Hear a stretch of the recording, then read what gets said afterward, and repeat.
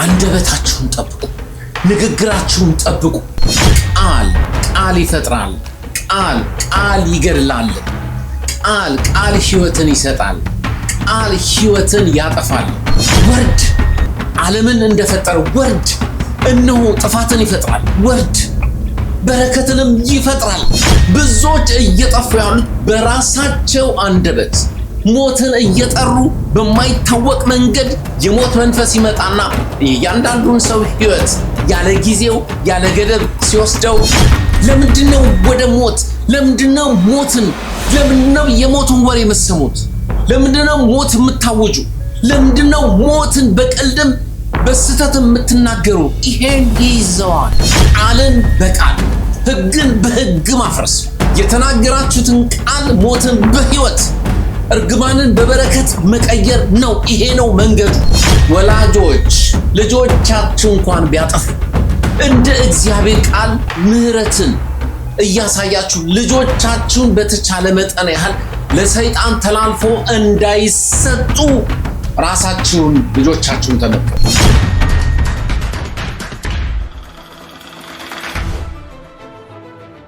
በጌታ በኢየሱስ ክርስቶስ ሰላም ላችኋለሁ። እግዚአብሔር አምላካችንን እጅግ አድርገን እናመሰግናለን። የእግዚአብሔር ፈቃድ ሆኖ ዛሬም በዚህ ሰዓት እንድንገናኝ የእግዚአብሔር ፈቃድ ሆኗል። እግዚአብሔር የተመሰገነ ይሁን። ጊዜን፣ ዘመናትን፣ ሰከንድን የሚሰጠን እግዚአብሔር አምላካችን ነው። ስለዚህ እግዚአብሔርን እጅግ አድርገን እናመሰግናለን። በእግዚአብሔር ፊት እንሆናለን። በእግዚአብሔር ፊት መሆን ማለት በእግዚአብሔር ቃል ፊት ወይም እግዚአብሔር በሚናገረን በቃሉ ፊት ስንሆን እግዚአብሔር ራሳችንን እንድናይ ያደርገናል። እግዚአብሔር ይመስገን። መጽሐፍ ቅዱስ ሲናገር የጻድቅ ሰው ዓይኖቹ ወደ ራሶቹ ናቸው፣ ወደ ራሱ ነው እንጂ ወደ ሌላ አይደለም። ታዲያ ወደ ራሳችን ከሆነ ዓይናችን እንዴት ነው ራሳችንን የምናየው? የምናየው በእግዚአብሔር ቃል ነው። እግዚአብሔር የተመሰገነ ይሁን። ዛሬ የእግዚአብሔር ቃል የሚለን ምንድን ነው? ቃሌ በከንቱ ወደ እኔ አይመለስም ይላል። የምሻውን ያደርጋል እያለ ኤርምያስ ላይ ይናገራል። የእግዚአብሔር ቃል በከንቱ ወደ እርሱ አይመለስም። ለእኛ የሚነገረን ቃል በከንቱም አይደለም። እነሆ መጽሐፍ ቅዱስ ሲናገር የያዕቆብን ዘር የያዕቆብን ቤት ፊቴን በከንቱ ፈልጉ አላልኳችሁም ነው የሚለው። እግዚአብሔር በከንቱ እንድንፈልግ አይናገረንም። እግዚአብሔር የተመሰገነ ነው። ዛሬ የምንናገረው ቃል እንዴት እንደሚፈጠር ዓለማትም የተፈጠሩት በእግዚአብሔር ቃል ናቸው ብሎ ዕብራውያን ላይ ጳውሎስ አስቀምጦታል።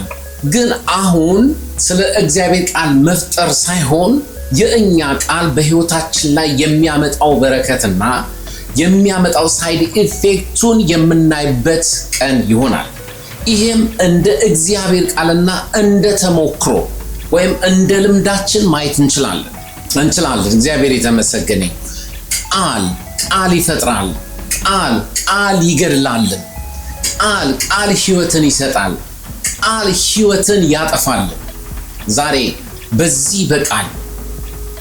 በዚህ በንግርት ስንቶች ጠፍተዋል። በዚህ በቃል በንግርት ስንቶች ሕይወትን አግኝተዋል። ዛሬ በክርስቶስ ኢየሱስ ላለነው በክርስቶስ ኢየሱስ የተዋጀ ነው መንፈሳችን ዳግም ውልደትን አግኝቷል። አዲስ ሰው ነን፣ አዲስ ፍጥረት ነን የምትሉ ዛሬ በአዲሱ ፍጥረት ላይ ወይም በአዲሱ መንፈሳችን ላይ ምንድነው ከመንፈሳችን የሚወጣው? ምንድነው የምንናገረው? በማወቅም ባለማወቅም። ስለዚህ ጥቂት የእግዚአብሔርን ቃል እናነባለን። ከዚያም በኋላ በዚህ ጉዳይ ላይ እጅግ መጸለይ ሳይሆን ራሳችንን መመርመር። መጽሐፍ ቅዱስ ሲናገር ራሳችንን ብንመረምር ባልተፈረደብን ነበረ ነው የሚለው። በእኛ ላይ በሕይወታችን ላይ በመናችን ላይ የሚከሰተው ክስተት ምንድነው? ባልተፈረደብን ነበር። በሕይወታችን ላይ በነገራችን ላይ በኑሯችን ላይ በእንቅስቃሴያችን ላይ ምንድነው እንደ ፍርድ ያለው ነገር? ምንድነው ክስተት የሚከሰትብን? መጽሐፍ ቅዱስ የጻድቅ ዓይኖቹ ወደ ራሶቹ ላይ ናቸው ነው የሚለው። ወደ ራሱ ላይ ዛሬ በእግዚአብሔር ቃል ራሳችንን እንድናይ አበረታታቸዋለሁ። እግዚአብሔር የተመሰገነ ይሁን። መጽሐፍ ቅዱስ ኢዮብ ምዕራፍ 3 ቁጥር 8 ላይ ሌዋታንን ለማንቀሳቀስ ይላል። የተዘጋጁ ቀኑን የሚረግሙ ሁሉ ቀኑን ይርገሙ። ሌዋታንን ለማንቀሳቀስ። ሌዋታን ማን ነው? እንግዲህ ይህን መጽሐፍ ቅዱስ በደንብ የምታነቡና የምትረዱት ታውቁታላችሁ።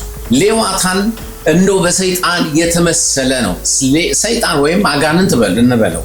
ሌዋታንን ለማንቀሳቀስ ቀኑን የሚረግሙ ቀኑን ይርገሙ እያለ ኢዮብ በዚህ በመከራው ጊዜ ጭንቅና መከራ በመጣበት ሰዓት የተናገረው ቃል ነው። ሌዋታንን ለማንቀሳቀስ ዛሬ እኛ የምንናገረው ቃል ወይም ሰዎች በእኛ ላይ የሚናገሩት ቃል ሌዋታንን ወይም አጋንንትን የማንቀሳቀስ ኃይልና ብርታት ጉልበት አለው። በዚያም ተጓዳኝ ደግሞ የምንናገረው ቃል መልካም የሆነ ትንቢታዊ የሆነ ቃል የእግዚአብሔር መላእክትን የማንቀሳቀስ ነው። የእግዚአብሔር መላእክትን ወደ እኛ የማምጣት ብርታትም ጉልበትም አለው። ዛሬ ምንድነው የምንናገረው? ምንድነው የምትናገሩት? ይሄን አሳስባቸዋለሁ። ምንድነው የእግዚአብሔር ሰዎች መጽሐፍ ቅዱስ ላይ የእግዚአብሔር ሰዎች ተብሎ የተመዘገበ ወይም የሰፈሩልን ምንድነው የተናገሩት? ከተናገሩት በኋላ ምንድነው በህይወታቸው ወይም በዝርያቸው በቤታቸው ምንድነው የመጣባቸው? መጽሐፍ ቅዱስ ይሄ ለትምህርታችን ተጽፏል ለሚለው መጽሐፍ ቅዱስ ለኛ የተቀመጠው ለትምህርት ነው። ይሄን ለትምህርት የማንወስድ ከሆነ እግዚአብሔር እኛን መማሪያ ያደርገናል። ለሌሎች ለትምህርት ተጻፈ፣ ለህይወት ለትምህርት። አሜን አሜን። ዛሬ ለትምህርታችን ከሆነ መጽሐፍ ቅዱስ ማነው ምንድነው አላስፈላጊ ንግግር ተናግሮ በህይወቱ ላይ በረከትን ወይም ጥፋትን ያመጣው? ማነው በረከትን ሲያመጣው የሚለው መጽሐፍ ቅዱሳችን በደንብ ይነግረናል። እግዚአብሔር የተመሰገነ ይሁን። ከሚነግረን አንዱ ዘፍጥረት 31 ላይ ስለ ራሄል ይሄን እንድታነቡ እተውላችኋለሁ። ራሄል ያዕቆብ ሚስት ናት። ያዕቆብ እነሆ እጅግ የሚወዳትና እጅግ ከሊያ ይልቅ አብልጦ የሚወዳት 7 አይደለም 14 ዓመት በላባ ቤት ተገዝቶ ያገኛት ውዱ ሚስቱ ናት። ግን በዚያ ላይ ልጅን አልወለደችም። ብዙ ጊዜ ከቆይቷ በኋላ ልጅ መውለድ ሲያቀታት አንድ የምሬት ቃል ተናገረች። ምንድን ያለችው? ለያዕቆብ ልጅ እነሆ ስጠኝ፣ ልጅ ካልሰጠኸኝ ምን እላለሁ? እሞታለሁ። ልጅ ስጠኝ ካልሰጠኸኝ እሞታለሁ። ያዙ፣ እሞታለሁ። ይሄን የራሄልን ታሪክ ወርዳችሁ ስታንቡ መጨረሻ እግዚአብሔር ለራሄል ልጅን ሰጣት። በኩር ልጇ ዮሴፍ ነው። የሚቀጥለው ልጇ ደግሞ ቢንያም ወይም ቢኒዮኒ ወይም ቤንጃሚን ይሉታል። ይሄን ቢንያምን ስትወልድ እጅግ ምጧ እጅግ አስቸጋሪ ስለነበረ በሞትና በሕይወት መካከል ቢንያምን እየወለደች እነሆ እያጣጣረች የቢንያምን ስም ምን አለችው? ቢኒዮኒ ብላ ስም አወጣችለት። ከዚያም በኋላ ሕይወቷ አለፈ ይላል። ቢኒዮኒ ማለት የጭንቅ ልጅ። አያችሁ፣ ራሄል ሞተች። ይሄ እንዴት መጣ? ለምን መጣ? ልጅ ካልሰጠኸኝ እሞታለሁ ብላ የተናገረችው ወርድ ቀን ጊዜ ጠብቆ ልክ ስትወልድ ሕይወቷ እንዲያልፍ በራሷ ላይ መርገምን ተናገረች። ዛሬ በሕይወታችን የምንናገረው ነገር በቀልድም ይሁን የምንናገረው ነገር ባለማስተዋልም ይሁን መልካምም ይሁን በተለይ በስሜት ሆነን የምንናገረው ቃል በሕይወታችን ላይ መልካም ከተናገራችሁ መልካም ነገር ይሆንላችኋል። ጥፋት ከተናገራችሁ እንዲሁ ጥፋትን ይዞ ነው የሚመጣላችሁ። ይሄን መጽሐፍ ቅዱስ ላይ ራሄል ልጅ ካልሰጠኸኝ እሞታለሁ። አያችሁ ራሄል። በመቀጠልም እንደዚሁ ራሄል የተናገረችው አንድ ነገር አለ። የአባቷን ተራፊም ወስዳ አባቷ ላባ ተራፊም እየፈለገ ወደ ቤቷ ሲመጣ ያዕቆብ ምን አለ? ይሄ ተራፊም የተገኘበት ሰው ምን ይሁን? የሞት ሰው ይሁን ብሎ እርግማንን ሳያውቅ ራሄል ተራፊሟን መስረቋን ያዕቆብ አያውቅም። ካለማወቁ የተነሳ እርግማንን በቤቱ ላይ ድንገት ሳያውቅ አወጀ። ለካስ ተራፊምን የሰረቀችው የአባቷን ተራፊም የሰረቀችው ራሔል ናት። ሳያውቅ በራሔል ላይ የሞት እርግማንን ያዕቆብ ተናገረ። ዛሬ ሳታውቁ የምትናገሩ ሳታስተውሉ የምትናገሩት ነገር በህይወታችሁ ላይ ሳይድ ኢፌክት ያመጣል። መጽሐፍ ቅዱስ ለትምህርታችን ይሄ ተጽፏል ይላል። ይሄ ለትምህርታችን ተራፊም የተገኘበት ሰው እርሱ ይሙት። ተራፊም የተገኘባት የአባቷን ተራፊም የሰረቀች ራሔል፣ ልጅ ካልሰጠኝ እሞታለሁ ያለች ራሔል በራሷ ላይ ሞትን አወጀች። ያዕቆብ ሳያውቅ በድንኳኑ ላይ ሞትን አወጀ። የሞት ፍርድን ወገኖች፣ የክርስቲያኖች እባካችሁ ሞትና የሞት ወሬን አትስሙ። ሞትን ከአፋችሁ አታውጡ። እግዚአብሔር እኔ የሕያዋን አምላክ ነኝ ነው የሚለው። የሕያዋን አምላክ ስለሆነ ከእግዚአብሔር ጋር ሞት የለው፣ ከእግዚአብሔር ጋር ጨለማ ምንም የለው። ሞትን በምንም አይነት በስተትም በቀልድም አታውሩ። ሕይወትን አውጡ፣ ሕይወትን አብዙ። እግዚአብሔር የተመሰገነ ይሁን። ብዙዎች በአጥፊዎች እየጠፉ ያሉት በራሳቸው አንደበት ሞትን እየጠሩ በማይታወቅ መንገድ የሞት መንፈስ ይመጣና እያንዳንዱን ሰው ሕይወት ያለ ጊዜው ያለ ገደብ ሲወስደው እግዚአብሔር ሰጠ፣ እግዚአብሔር ነሳ ብለውት፣ አዎ እግዚአብሔር ሰጠ። ሞትን ካወጅ ፍቃድህን አይነካምና እግዚአብሔር ይወስድሃል። እግዚአብሔር ግን በዚህ ምድር ላይ ስሬታችን ለዘላለም ከእርሱ ጋር እንድንኖር ሰማይና ምድርን ሲፈጥር በገነት እንድንኖር ነበረ። ይሄ የዘላለም እቅዱ ነው። የዘላለም እቅዱ ግን በአዳምና በሔዋን ተኮላሸ። ዛሬ እናንተ በክርስቶስ ኢየሱስ። ስለዚህ ነው መጽሐፍ ቅዱስ ሕያውን ከሙታን መካከል ለምን ትፈልጉታላችሁ? እርሱ ተነስቷል። ለምንድነው ሕያውን ከሙታን መካከል የምትፈልጉት? ለምንድነው በቃላችን ሙታንን የምንፈልገው? ለምንድነው በቃላችን ሙት የሆነውን ነገር? የሕይወትን ሙት ብቻም አይደለም፣ የሥጋ መሞትን ብቻ፣ የሥራ የሕይወትን የዕድል ፈንታችሁን ሁሉን ነገር በሙት ውስጥ አትክተቱ። በሙት ማህደር ውስጥ አትፈልጉት። የእናንተ ነገር ሁሉ ሕይወት አለው። መጽሐፍ ቅዱስ እንዲናገር የእናንተ ነገር ሁሉ ሕይወት አለ። ለምን? እኔ ትንሣኤና ሕይወት ነኝ፣ የሚያምንብኝ እንኳን ቢኖር ነው ያለው። እግዚአብሔር የተመሰገነ። የሚያምንብኝ እንኳን ቢኖር። ሕያውን ከሙታን መካከል ለምንድነው ወደ ሞት? ለምንድነው ሞትን? ለምንድነው የሞትን ወሬ የምትሰሙት? ለምንድነው ሞት የምታወጁ? ለምንድነው ሞትን በቀልድም በስተት የምትናገሩ? ይሄን ይይዘዋል። ይሄ ጨለማው ኃይል ይይዘዋል።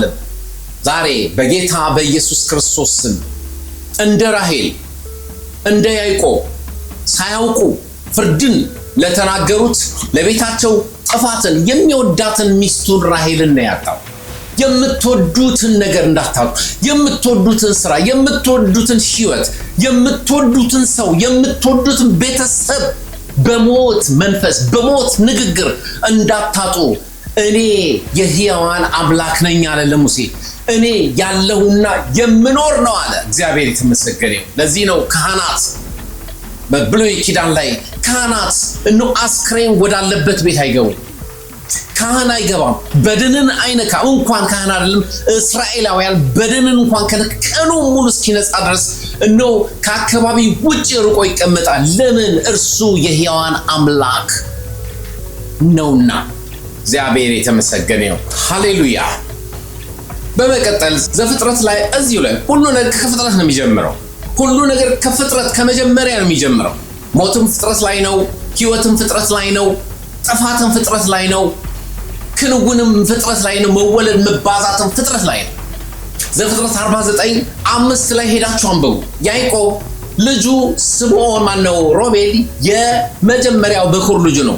ሮቤል በስተት ወደ አባቱ ቁባት ገብቶ ከአባቱ ሚስት ወይም ቁባት ጋር ተኝቶ ሰማ ነው የሚለው። ሲሰማ ወደ መጨረሻ ያዕቆብ ይሄን በልቡ አኑሮ አንድ እርግማን በሮቤል ላይ ተናገረ። ሮቤል ላይ ምንድነው?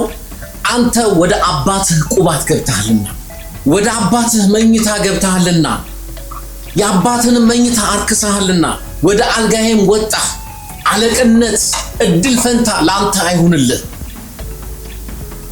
እድል አይኑርህ፣ አለቅነት አይኑርህ። አንተ እንዲሁ መናቅር ወደኔ ወደ ቁባቴ ወደ መኝታዬ ገብታልና። ሮቤል ትልቅ ስህተት ነው ያደረገው። ወደ አባቱ ቁባት፣ ወደ አባቱ መኝታ፣ ወደ አባቱ ሚስት እናት ወደ ዋልሆነችው ማለት እንደ እንጀራ እናት እንደማለት ቁባት ወደዚያ በመግባቱ ያዕቆብ ይሄን ሰማ። ይሄን በልቡ ይዞ ያዕቆብ ሊሞት ሲል አንድ ነገር ተናገረ በታላቁ ልጁ ላይ።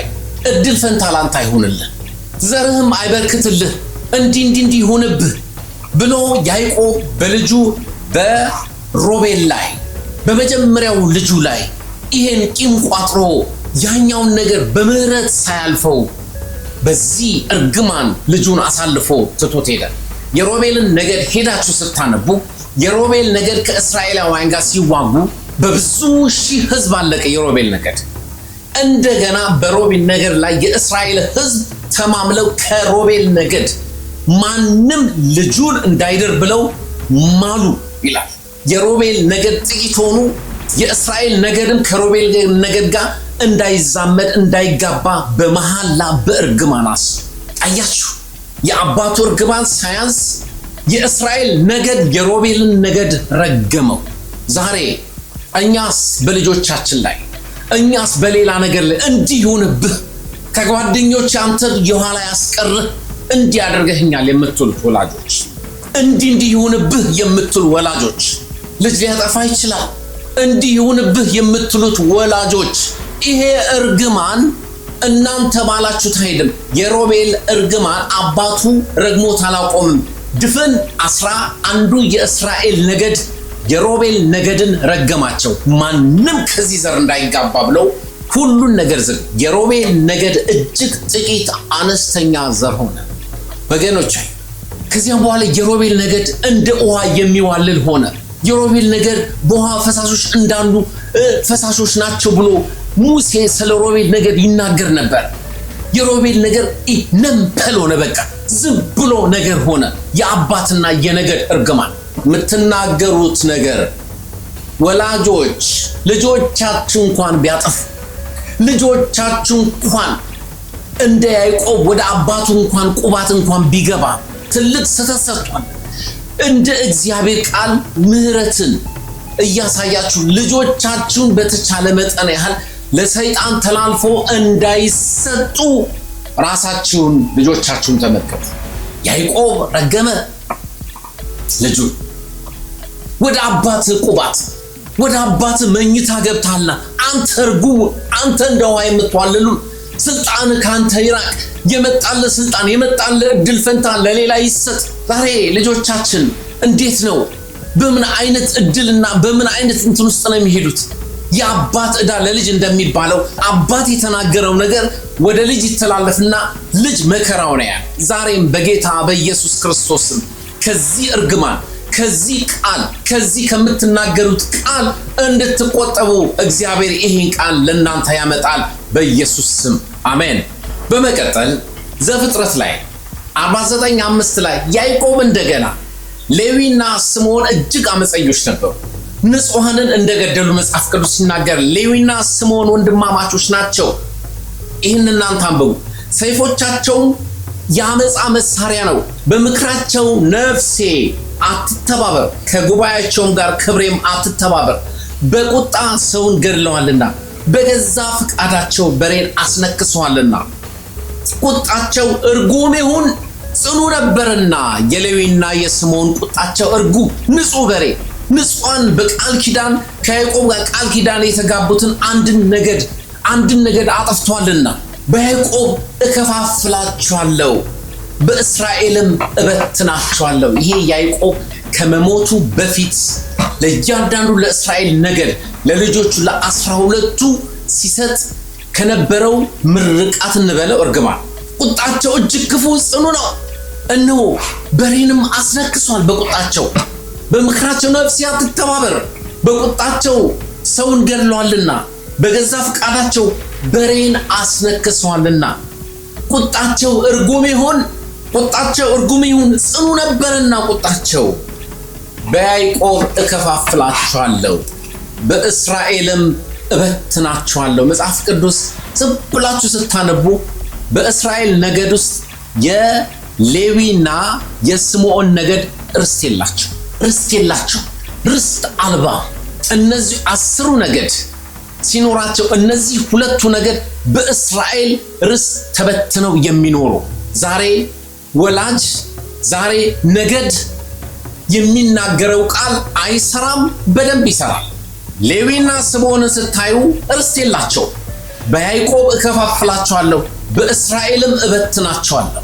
ዛሬ ወላጆች ልጅ ቢያስቸግር፣ ዛሬ ወላጆች ከልጅ ባሻገር ማንም ቢናገራችሁ እባካችሁ የእርግማን ቃል ወርድን አታውጡ። ለምን? ሌዋታንን ለማንቀሳቀስ የተዘጋጁ ቀኑን የሚረግሙ ቀኑን ይርገሙ። እናንተ የዛን ሰው የዛን ህዝብ የዛን ነገድ ስትረግሙ ሌዋታን ይንቀሳቀሳል። ያዕቆብ ልጆቹን ረገመ፣ ሌዊና ስምዖንን። ሮቤልን ረገመው። ያዕቆብ ይሄ ተራፊም የተገኘበት ሰው እርሱ ይሙት ብሎ ሳያውቅ ተናገረ። ሳታውቁ የምትናገሩት ወርድ ዓለምን እንደፈጠረ ወርድ እነሆ ጥፋትን ይፈጥራል። ወርድ በረከትንም ይፈጥራል። እዚህ ላይ ያዕቆብ ስምዖንንና ሌዊን ረገማቸው።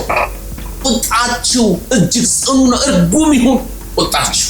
እናንተ አንድ አትሁኑ፣ ቃላችሁ አንድ አይሁን፣ ቃላችሁ ይደበላለቅ ብሎ ስምዖንንና ሌዊን ያዕቆብ ረገማቸው። ዛሬ አንዳንድ ቤተሰብ አለ ቋንቋው የተደበላለቀ ምንም የማይስማማ፣ ይሄ እርግማን ነው። አንዳንድ ነገድ አለ ቋንቋው የተደበላለቀ እጅግ የማይስማማ፣ ምናልባት የስምዖንና የሌዊ ነገር ሳይሆን የማይቀሩ ቋንቋችሁ ይደበላለቅ አለ ያዕቆብ። ቋንቋችሁ ይደበላለቅ፣ ተከፋፈሉ፣ እናንተ ተበታተኑ። ወርድ ምንናገረው ቃል ስለተናገርን አይደለም እኛን መልሶን ያገኘናል። ለዚህ ነው እግዚአብሔር በቃሉ ይናገረናል የምንለው። ለዚህ ነው እግዚአብሔር በቃሉ ያስተምረናል የምንለው። ለዚህ ነው ይሄ ቃል መጽሐፍ ቅዱስ ለትምህርታችን ተጻፈ እንጂ መንግስተ ሰማያት ለመግቢያ አይደለም። መንግስተ ሰማያት ለመግቢያ ልጁ ነው። እኔ መንገድ ሕይወት ነኝ ከኔ በቀር ነው መንገድ የለም ስላለ ይሄ ልጁ መንገድ ነው። ይሄ መጽሐፍ ግን ለሕይወት በዚህ ምድር እንዴት መኖር እንዳለብን እንዴት የድል ሕይወት እንድንኖር መጽሐፍ ቅዱስ ለትምህርት ነው የተጻፈው። መጽሐፍ ቅዱስ መንግስተ ሰማያት ልገባ አይደለም። የመንግስተ ሰማያት መግቢያ ልጅ ያለው ሕይወት አለው ነው የሚለው። ያዕቆብ ሌዊና ስምዖንን ረገመ፣ ተናገረ። ምንድነው እየተናገራችሁ ያላችሁት? አሜን። ቀጥላለን። ዘፍጥረት 49:16 እንደገናም ያዕቆብ ተመልከቱ፣ ሁሉም ከፍጥረት ከመጀመሪያ የሚጀምር እንደገናም ያዕቆብ በተለይ ወላጆች ያዕቆብ ስለ ዳን እንዲህ አለ። ዳን በወገኑ ይፈርዳል፣ ከእስራኤል ነገድ እንደ አንዱ። ዳን በጎዳና ላይ እንዳለ እባብ ይሆናል፣ ተንኮለኛ ይሆናል፣ መርዛም ይሆናል ብሎ ለዳን ጥሩ ያልሆነ እይታ፣ ጥሩ ያልሆነ ንግርት ተናገረ። ዛሬ ወላጆች በልጆቻችሁ ላይ አስቸጋሪ እንኳን ቢሆኑ እኔ እግዚአብሔርን አመሰግናለሁ ስለ አባትና ስለ እናቴ። በእውነት እላችኋለሁ አንዳንዴ ቋንቋችን ሲደበላለቅ ምን ሲል በተለይ እናቴ አባቴም እንደዚህ ሁሉን ነገር ያረግቡታል። ምንም አይነት የእርግማን ምንም አይነት የምሬት ነገር በልጆቻቸው ላይ ፈጽሞ አይናገሩም። በተለይ እናታችን ሃሌሉያ። ለዚህ ነው መሰለኝ ነገራችን ሁሉ በሰላም ተጠብቆ ያለው። አባታችን እንኳን አንዳንዴ ብናሳዝነው አባታችን እንኳን እንደዚህ አይነት የእርግማን የምሬት ነገር ፈጽሞ ነው አይናገርም ከመባረክ ውጪ። እናታችንም ሁሉን ታስጠብቅልናለች። አንዳንዳችን ቋንቋችን ሲደበላለቅ እናታችን በዝምታ በሰላም ውስጥ እኛን እዛ ውስጥ ትከተናለች። አንዲት ነገር በእኛ ቤት ላይ ከወላጆቻችን የሚወጣ ክፉ ነገር የለም ከመባረክ ውጪ። ሃሌሉያ። ለዚህ ነው 11ን ወደ 45 46 የልጅ ልጆች አለ። ሃሌሉያ። ይሄ እንዴት እኛ ክርስቲያን ምን ይሄን እንደዚህ አይነት ነገር ብታቆሙ ጥሩ ነው። እንደ እግዚአብሔር ቃል ወላጆቼ ምንም አይነት በልጆቻቸው ላይ እርግማን ምንም አይነት እንኳን ብናሳዝንም እናቴ በተለይ ወላጅ አባቴ ብናሳዝንም ፈጽሞ ሁሉ በእኛ ላይ የሐዘን በእኛ ላይ የርግማን በእኛ ላይ እንዲያደርጋቸዋል የማለት ነገር ፈጽሞ ሁሉ እኛ ሰምተን አይተን ማናቅ። ያዕቆብ የተባረከው ግን ልጆቹ ላይ እርግማንን ያወረደው ዳን ላይ ያየውን እባብ ነህ አለው። ግን እዚህ ላይ መለሳለ አቤቱ መዳንን ለዳን እጠብቃለሁ ብሎ መለሳለና አይዶኖ ራራለት መሰለኝ ስለ ዳን ማለደለት። መዳንን እጠብቃለሁ አለ። የዳንን ነገር ስትሄዱ ጣዖትን አምላኪ በእስራኤል ላይ ጣዖትን ያመጡት የመጀመሪያዎቹ የዳን ነገር ናቸው። አያችሁ የተናገረው ቃል በዚያ ነገር ላይ የመጀመሪያ የእስራኤል ጣዖትን አምላኪ የዳን ነገድ ርስትም እንኳን የላቸውም። ተበትነው ወደ መጨረሻና አንድ ርስትን አግኝተው የተቀመጡት ያ ያዕቆብ አቤቱ መድኃኒትን ስለዳን እለምናለሁ ብሎ ስለለመነ ያ ምልጃ የዳን ነገድ ርስት እንዲያገኝ ያደረገው። ወላጆች ምንድነው እየተናገራችሁ ያላችሁ? በግለሰብ እናንተ ስለናንተ ምንድነው እየተናገራችሁ ያላችሁ? ምንድነው በራሳችሁ ላይ ሞትን ምንድነው በራሳችሁ ላይ እርግማንን እየተናገራችሁ ያላችሁ? እግዚአብሔር ከዚህ እንዲያወጣችሁ ይፈልጋል። ከዚህ ንግር ከዚህ ከምትናገሩት እኔ እንዲህ እድሌ እንዲህ ነው እንዲህ ብትሉ ሌዋታንን እያንቀሳቀሳችሁ አጋንንት ወደ እናንተ መጥቶ የምትናገሩትን ነገር እንዲፈጠር እያደረጋችሁ ነው። ዛሬ በኢየሱስ ክርስቶስ ይሄን የእግዚአብሔር ቃል ለእናንተ ይናገራችሁ። አንደበታችሁን ጠብቁ፣ ንግግራችሁን ጠብቁ። ዳን በወገኑ ይፈርዳል። ቢፈርድ ግን አንተ እባብ ነህ፣ አንተ ነዳፊ ነህ፣ አንተ የፈረሱን ሸሆና የምትነክስ አንተ እባብ ተንኮለኛ ነህ አለና መለሳለና አቤቱ ለዳን መድኃኒትን ለምን። ዛሬ እግዚአብሔር እንድትመለሱ እንዳያይቆም እግዚአብሔር ይፈልጋል። እግዚአብሔር የተመሰገነ ይሁን። ደገናም ዘዳግም 34 ቁጥር 6 ላይ ስለ በረከት ነው። እዚህ ላይ እንኳን ሙሴ ሮቤልን የተረገመውን እንዴት ይሄ በሚቀጥለው እናገራቸዋለሁ እንዴት በረከትን እንደምናመጣ እንዴት በረከትን እንደምናውጅ መሳፍንት 25:1 ላይ ከኛ ማንም ሰው ልጁን ለቢንያም ነገድ ቀደም እንደተናገሩት ፈጽሞ እንዳይድር ብለው የእስራኤል ነገድ ማሉ ይላል። ቢንያም በአባቱ የተረገመ ነው፣ ወደ አባቱ ቁባቴ ይገባል። እንደዚህ የእስራኤል ነገድ ከኛ ወገን ለቢንያም ነገድ ማንም ልጁን እንዳይድር እኔ በዚህ በደቡብ እንዲህ ይሰማል። አንድ ጎሳ ከአንድ ጎሳ እንዲህ እንዳይገናኝ ወይም እንዳይጋባ ይሄ እሳት ምን ከብት እንዳይገዛ በድሮ ዘመን ተማምነዋል። ይገርመኛል። ከዚህ ይሄ ጎሳ ከዚህ ጎሳ አይጋባም ይባላል። ለምን? እንዲህ መሐላ አለ። ልክ መጽሐፍ ቅዱስ ላይ እንደሚል ተመልከቱ። ብዙም ጊዜ እንደዚህ ሲጋቡ ነገራቸው ሁሉ ሲበላሽ እሰማለሁ። እንዲህ የሚባሉት ጎሳ አይጋቡም እንትን አይሉም። ለዚህ ነው እንደዚህ ልጅ የሚሞትባቸው የሚጠፋባቸው፣ ለዚህ ነው ያልተባረኩት ይባላል። ተመልከቱ ነገድ የሚናገረው ቃል በህዝብ ላይ እንዴት ክፉ ተጽዕኖ እንደሚያመጣ። ከኛ ማንም ሰው ልጁን ለቢንያም ልጆች እንዳያጋባ ዛሬ በኢየሱስ ክርስቶስ ይሄን ቃል ከናንተ ለመውሰድ ወገኖች ሆይ መጸለይ አይደለም። ይሄን ቃል ከናንተ ለማጥፋት የነቢያትን አገልግሎት መቀበልም አይደለም። ይሄን ቃልን በቃል ሕግን በሕግ ማፍረስ፣ የተናገራችሁትን ቃል ሞትን በሕይወት እርግማንን በበረከት መቀየር ነው። ይሄ ነው መንገዱ። አልያ ግን በሕይወታችሁ ድግግሞሽ ሕይወት መኖር ይቀጥላል። በጌታ በኢየሱስ ክርስቶስ ዛሬ በእኔና በእናንተ ላይ የተነሱ ማናቸውም ሌዋታን እነሆ እንዳይንቀሳቀሱ አንደበታችንን እነሆ ለበረከት በኢየሱስ ክርስቶስ እንድታደርጉ እመክራችኋለሁ። በኢየሱስ ክርስቶስም እነሆ የተናገራችሁት እርግማን በኢየሱስ ክርስቶስም እግዚአብሔር እርግማን ወደ በረከት እንደቀየረ የበለዓምን እርግማን እናንተ የተናገራችሁት እርግማን በእናንተ በወገኖቻችሁ በልጆቻችሁ በራሳችሁ ላይ ድል ፈንታችሁ ላይ የተናገራችሁት እርግማን በጌታ በኢየሱስ ክርስቶስም እግዚአብሔር የበለዓምን እርግማን እንደቀየረ ዛሬ በኢየሱስ የእስራኤል አምላክ እግዚአብሔር የምታመልኩት ሳታውቁም ስታውቁ በማወቅም ባለማስተዋልም የተናገራችሁትን እርግማን በኢየሱስም በዚህ ምሽት የተቀየረላችሁ እንዲሆን ጸልያለሁ። በኢየሱስ ክርስቶስም እርግማናችሁ በኢየሱስ ወደ በረከት ይለወጥ። በኢየሱስ ክርስቶስም ጥፋታችሁ ወደ ሕይወት ይለወጥ። በጌታ በኢየሱስም ጸለይኩኝ። አሜን። ሻሎም